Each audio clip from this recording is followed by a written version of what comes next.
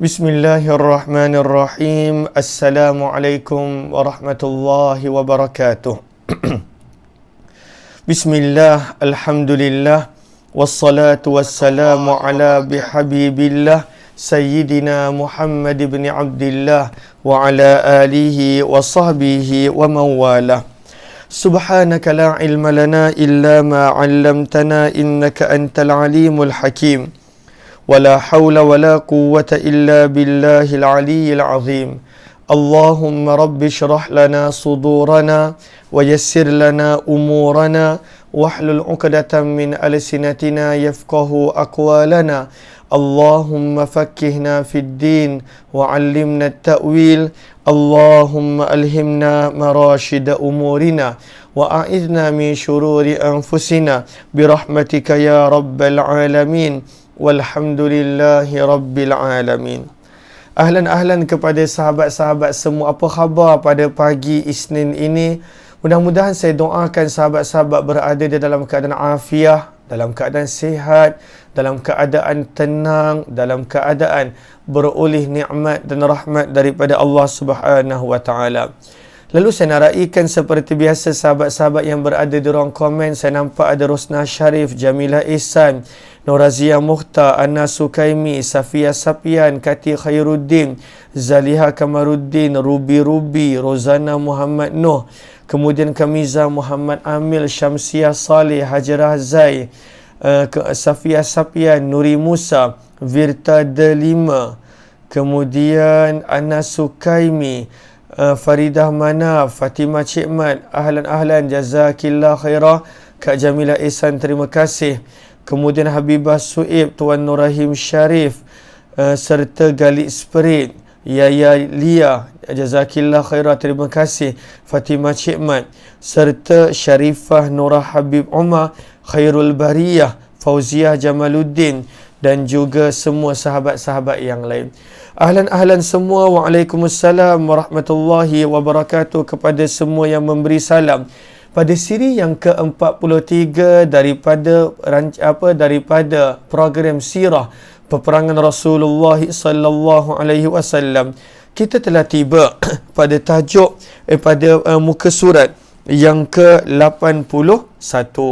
Pada muka surat yang ke-81, maka penulis membawakan tajuk tentang bagaimana peperangan Uhud berubah daripada kemenangan di pihak umat Islam, dan pada waktu itu Khalid bin Al-Walid membawa pasukan tentera berkuda pada waktu itu membuat pusingan you dan menyerang Nabi SAW dan para sahabat daripada arah sebelah kiri. Lalu kata penulis buku, sebelum kita mulakan, saya terlupa apa kata, sama-sama kita perbetulkan dahulu niat kita.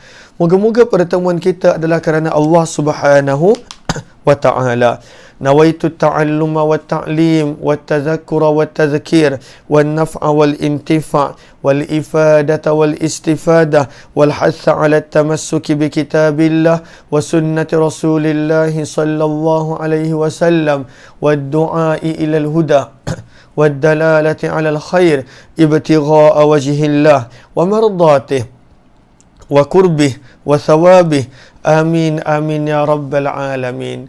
Ahlan kepada yang baru join, kita sedang berada dalam program sirah yang berkisah tentang peperangan Rasulullah sallallahu alaihi wasallam.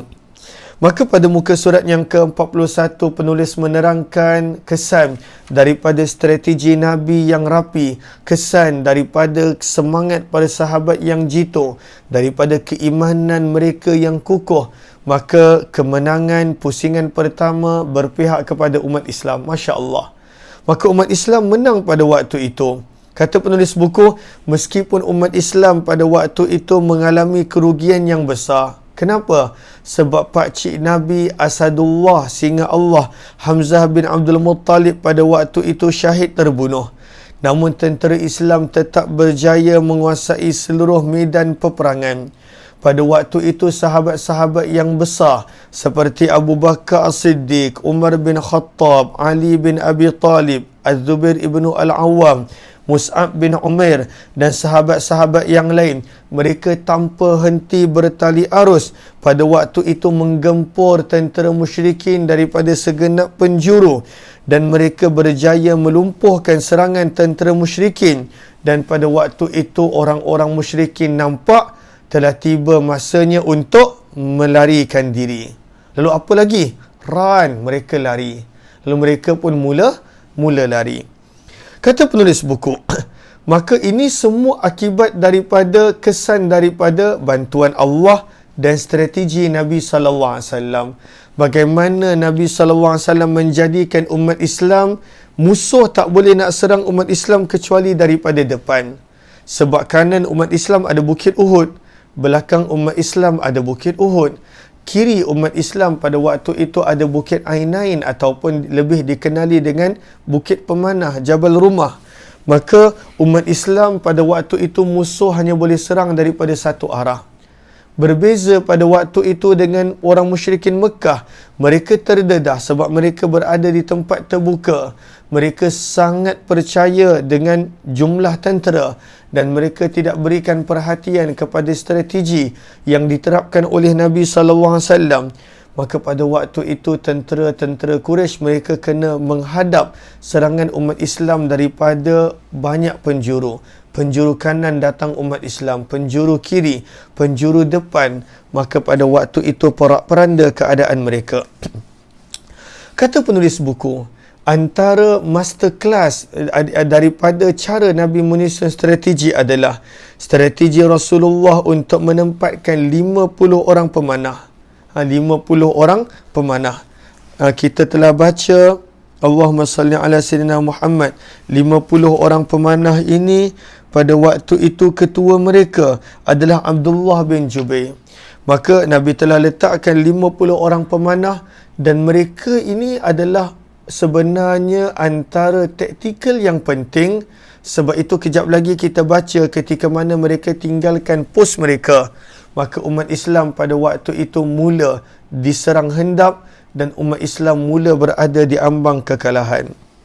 Kata penulis buku, biarpun bilangan senjata utama Nabi iaitu 50 orang pemanah, jumlah mereka kecil, namun mereka berjaya mengekang dan menggagalkan 3 kali serangan tentera berkuda orang-orang Mekah yang dipimpin oleh Khalid bin Al-Walid. Maka pada waktu itu Khalid bin Al-Walid mereka nak cuba serang tentera Islam daripada sebelah kiri. Sebelah kanan memang tak boleh sebab ada bukit yang tinggi. Mereka datang kali pertama tak boleh sebab ada pemanah-pemanah yang 50 orang ini.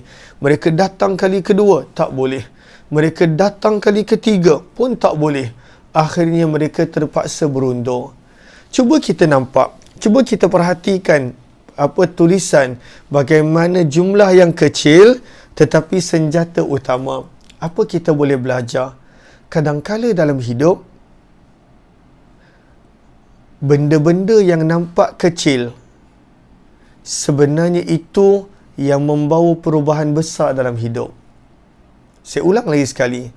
Kadang-kala dalam kehidupan, benda-benda yang nampak kecil tetapi sebenarnya itulah yang membawa perubahan dalam kehidupan.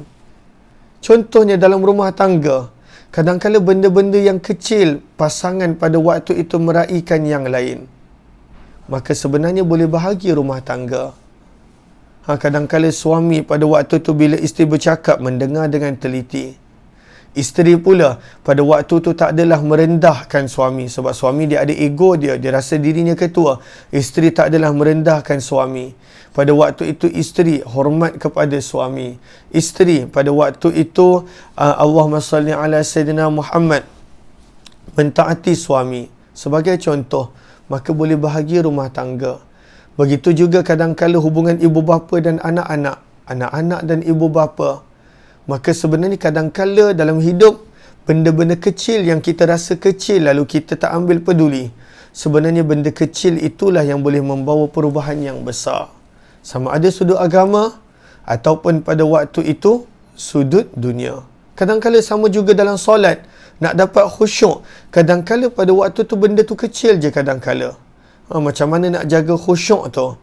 Maka pada waktu itu sebenarnya boleh dapat khusyuk. Tetapi kita tak jaga sebab kita anggap benda ni tak penting, benda ni kecil. Sebab itu penulis buku menerangkan Nabi SAW pada waktu itu daripada banyak-banyak strategi Nabi, yang terbukti penting strategi Nabi adalah 50 orang pemanah yang Nabi letak di atas Bukit Ainain ataupun dikenali sebagai Bukit Pemanah, yang mana walaupun jumlah mereka kecil, tetapi inilah senjata utama. 3 kali mereka berjaya mengekang kemarahan tentera Quraisy. Abdullah bin Zubair pada waktu itu menceritakan daripada ayahnya, demi Allah, aku melihat sendiri gelang kaki Hindun. Hindun pada waktu itu adalah isteri Abu Sufyan. Maka Hindun pada waktu itu dia lari. Ketika mana lari, maka pada waktu itu nampak gelang kaki dia kerana dia lari dalam begitu ketakutan. Dan teman-temannya pun berlari tonggang langgang meninggalkan Uhud. Mereka hampir sahaja ditangkap. Orang musyrikin lari. Orang musyrikin lari. Maka tentera Islam pada waktu itu bila nampak orang musyrikin lari, maka mereka kejar. Maka mereka kejar sambil menghujani musuh dengan senjata dan anak panah. Sementara ada sebahagian yang mula mengumpulkan peninggalan-peninggalan daripada orang-orang Quraisy. Lalu kita kena faham situasi. Nabi SAW dekat bahagian belakang. Dekat bahagian belakang. Lalu bahagian depan tentera Islam pada waktu itu terpisah dengan Nabi. Kenapa mereka terpisah dengan Nabi? Sebab mereka pergi kejar orang Quraisy. Mereka pergi kejar. Lalu Nabi SAW tinggal bersendirian. Sebelah kiri Nabi ada tentera pemanah. Tentera pemanah pun turun pada waktu itu turut kejar dan mengumpulkan harta. Maka Khalid bin Al-Walid yang 3 kali dia cuba serang dengan tentera berkudanya tak berjaya, dia nampak ada peluang. Sebab tentera Islam tadi dengan Nabi, tapi Nabi dekat bahagian belakang. Bila mereka kejar, Nabi kekal di tempat baginda. Dan kemudian tentera pemanah pun turun daripada bukit mereka. Maka di sini Khalid bin Al-Walid nampak peluang. Kata penulis buku, Khalid bin Al-Walid mula membuat pusingan you. Dia nampak terbuka, tentera daripada atas bukit pun turun nak kejar tentera Quraisy yang lari. Tentera apa yang bersama dengan Nabi pun, mereka mula berpisah tinggalkan Nabi kerana nak mengejar tentera Quraisy. Melihat musuh lari lintang pukang, tentera Islam mula menghimpunkan harta rampasan perang. Bahkan pasukan pemanah yang ditugaskan untuk mengawal bukit, mereka pun pada waktu itu terlupa kepada pesanan Nabi supaya pada waktu itu jangan tinggalkan bukit ini. Bukit itu adalah strategi utama dia, jangan tinggalkan. Namun mereka terlupa. Maka daripada 50 orang, 40 orang sahabat telah turun. Hanya berbaki 10 orang. Maka kata penulis buku, bila Khalid bin Al-Walid yang sememangnya cerdik, sememangnya pahlawan terkemuka Quraisy, ketika mana Khalid bin Al-Walid dia boleh perasan daripada jauh tentera-tentera pemanah tu turun, dia perasan. Lalu daripada sini kita belajar dalam hidup kita kena banyak memerhatikan keadaan sekeliling. Lalu Khalid bin Al-Walid dia pun turut lari pada waktu tu. Bukanlah dia tunggu dekat bukit tu je sebab dia akan kena hujan dengan anak panah.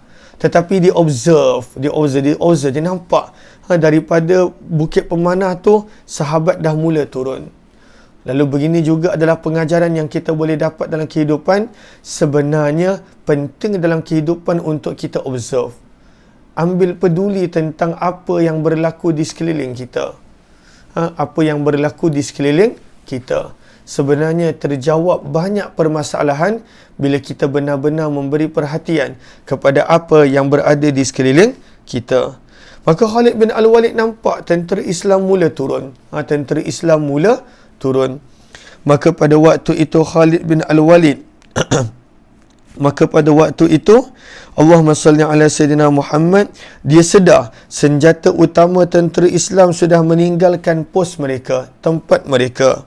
Maka Khalid bin Al-Walid dia memang pahlawan, dia memang panglima. Kita belajar dalam kitab Ar-Rahiqul Maktum dalam sirah bagaimana dia boleh pada waktu itu berhadapan dengan 200,000 tentera Rom dalam peperangan Mu'tah. Dia sangat handal dalam memimpin pasukan.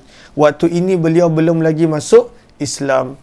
Maka Khalid bin Al-Walid dia terus memanfaatkan peluang keemasan ini dan dia patah balik melakukan serangan daripada arah belakang. Daripada arah belakang. Apakah maksud penulis buku arah belakang? Jom kita lihat. Jom kita lihat gambar. Okey. Saya pun tak pasti adakah sahabat-sahabat boleh nampak gambar. Okey. Lalu kalaulah kita tengok Uhud. Kalaulah kita tengok Uhud. Allahumma salli ala sayyidina Muhammad. Lalu ini adalah medan peperangan. Ini adalah medan peperangan. Di sini pula adalah bukit pemanah. Mana bukit pemanah kecil tu? Allahumma salli ala sayyidina Muhammad. Di sini. Dalam bulatan ni. Ada bukit pemanah. Okey. Lalu kita nampak peperangan berlaku di sini. Belakang Nabi dah cover. Kanan Nabi pun pada waktu tu dah cover. Ada bukit di situ. Maka kemudian adanya bukit pemanah. Dalam bulatan kecil ada bukit pemanah. Maka maka pada waktu itu tentera Islam pada waktu itu kejar musuh. Musuh dah lari. Ada yang lari ke sini, ada yang lari ke sini, mereka lari. Tentera Islam pada waktu itu mereka kejar musuh.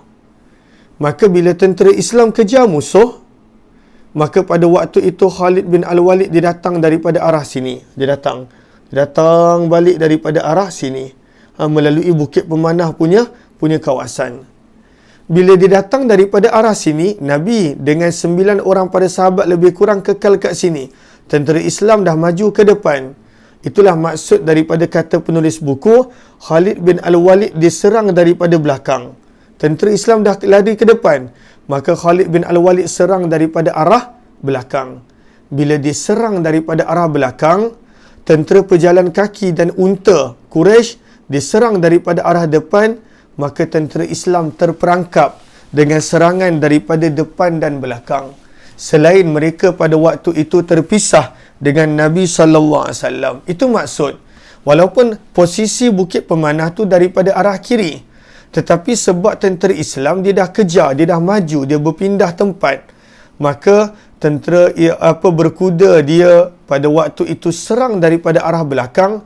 Selain Khalid bin Al-Walid dah berjaya pisahkan dan Nabi dengan tentera Islam, kerana bersama dengan Nabi tinggal hanya 9 orang. Tinggal hanya 9 orang. Maka pada waktu itu tentera yang berjalan kaki Quraisy dan juga tentera yang menunggang unta, mereka pun regroup balik, mereka pun patah balik. Maka umat Islam kena serang daripada depan dan belakang. Allahumma salli ala sayyidina Muhammad wa ala ali sayyidina Muhammad. Maka kata penulis buku, maka pada waktu itu tentera Islam telah diserang daripada arah belakang. Maka tentera Islam terkejut. Sebab macam mana tentera berkuda dah ada kat belakang mereka? Mana pasukan pemanah yang sepatutnya menjaga posisi penting tersebut? Maka pada waktu itu tentera Islam mula kucar-kacir. Dan dalam masa yang sama Khalid bin Al-Walid bila dia berjaya pisahkan Nabi dengan pasukan tentera Islam, maka nyawa Nabi mula terancam.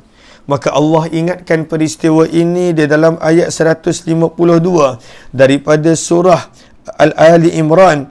Firman Allah Subhanahu wa taala, "Walaqad sadaqakumullahu wa'dahu istahussunahum biiznih." Sampailah hujung ayat.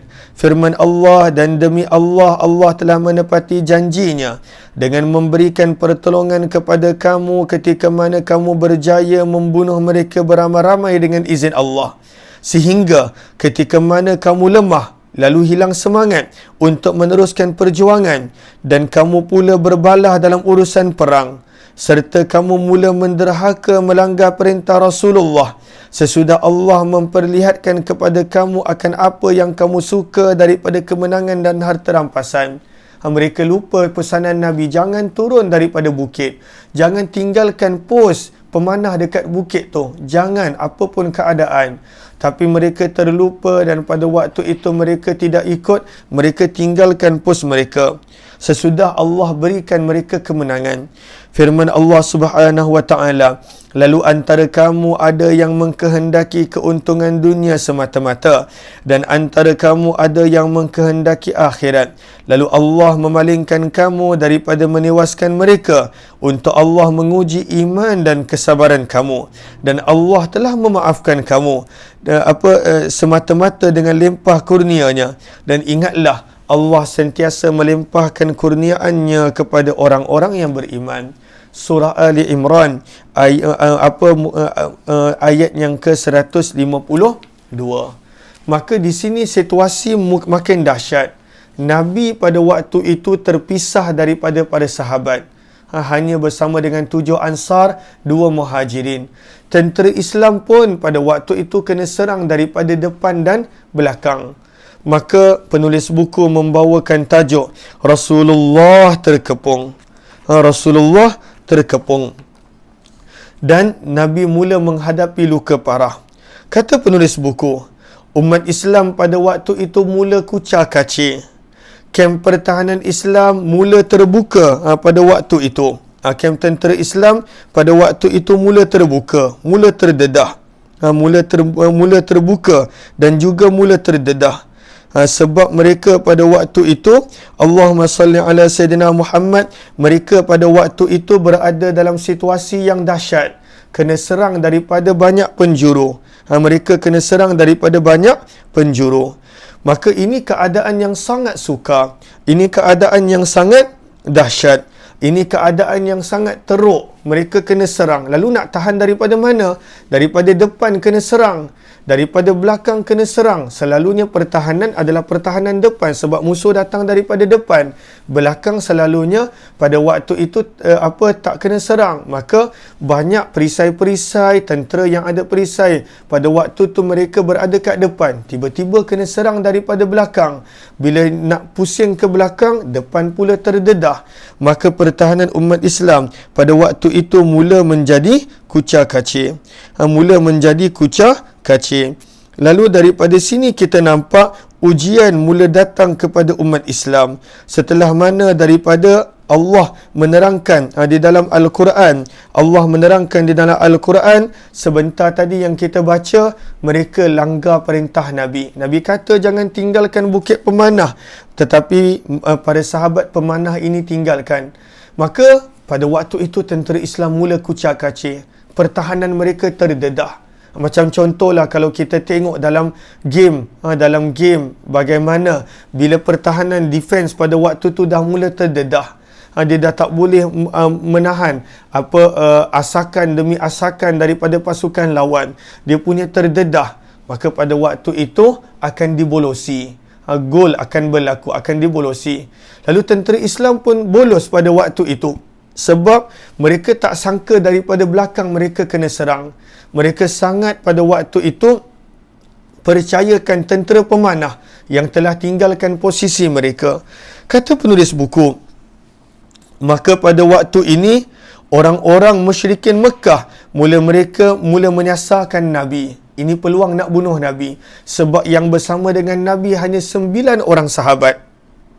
Dengan mudah mereka sangka mereka boleh hapuskan kesemua 9 sahabat bersama dengan Nabi. Lalu Anas bin Malik menceritakan kepada kita, ketika itu Nabi terpisah daripada pasukan muslimin. Saya dah terangkan macam mana Nabi boleh terpisah. Sebab Nabi tak ikut kejar. Orang tentera Islam pada waktu itu mereka kejar. Maka dah ada gap antara Nabi dan juga tentera Islam yang kejar. Maka Nabi pada waktu itu, maka Khalid bin Al-Walid datang di tengah-tengah gap, di tengah-tengah ruang tersebut. Lalu Nabi SAW terpisah dan Nabi SAW mula dikepung. Lalu waktu tu dengan Nabi tak ramai, hanya 7 orang Ansar dan 2 orang Quraisy, maksudnya 2 orang Muhajirin. Sahabat Muhajirin itu namanya kita dah belajar dalam kitab Ar-Rahiqul Maktum, itulah dia Talha bin Ubaidillah dan Sa'ad bin Abi Waqqas radhiyallahu anhu.